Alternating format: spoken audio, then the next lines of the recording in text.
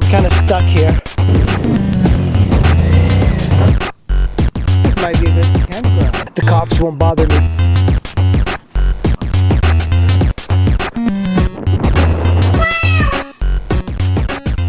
Just took my first crash here. Another good thing about riding scooters is that if you value your driver's license or your motorcycle license, it's better to ride a scooter. Like, the temptation to go fast is not there.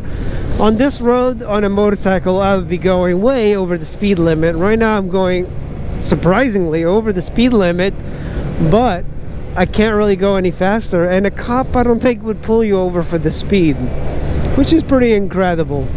But I've gotten so many speeding tickets on motorcycles that sometimes it's nice to kind of give it all you want on a scooter and you're still going legally. This is one of the nicer roads.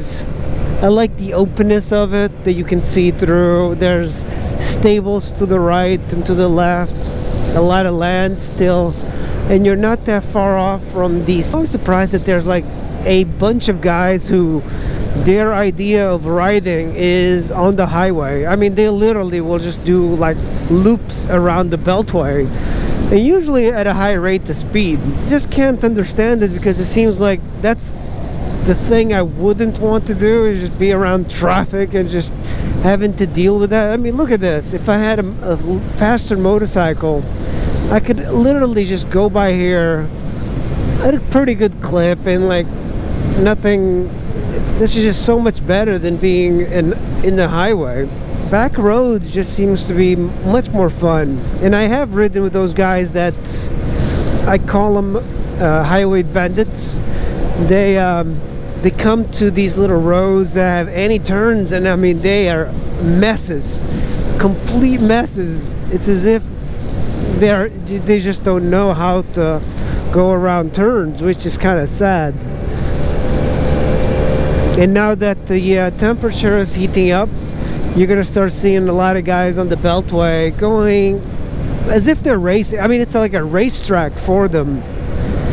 Yeah, you couldn't explain to the highway bandits, the guys that ride on the highways in sport bikes, that they should ride a scooter like this. Like, they would really be kind of insulting to me for suggesting that, and maybe even kick my ass, because somehow suggesting to ride a scooter is like an insult to their ego and to their manhood. I think they would be better riders for it, because a lot of these little scooters help you get better, because you have to use the momentum of the bike, of the speed of going through corners, and really learn how to use momentum. When I had my Ninja 250, it was the same thing. Like, if you wanted to ride as fast as a 600, and oftentimes I did ride as fast as a 600 as long as the roads were very, very narrow.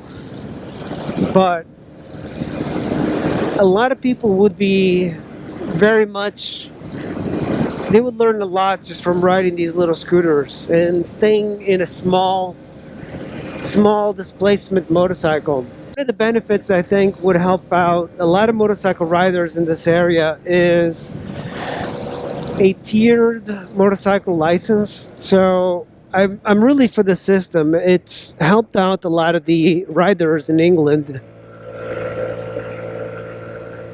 What happens in motorcycling is that a guy, generally a guy, will get a motorcycle, and oftentimes they'll think that a 600cc bike, sport bike, is a good bike to learn on, and it's generally not a good idea.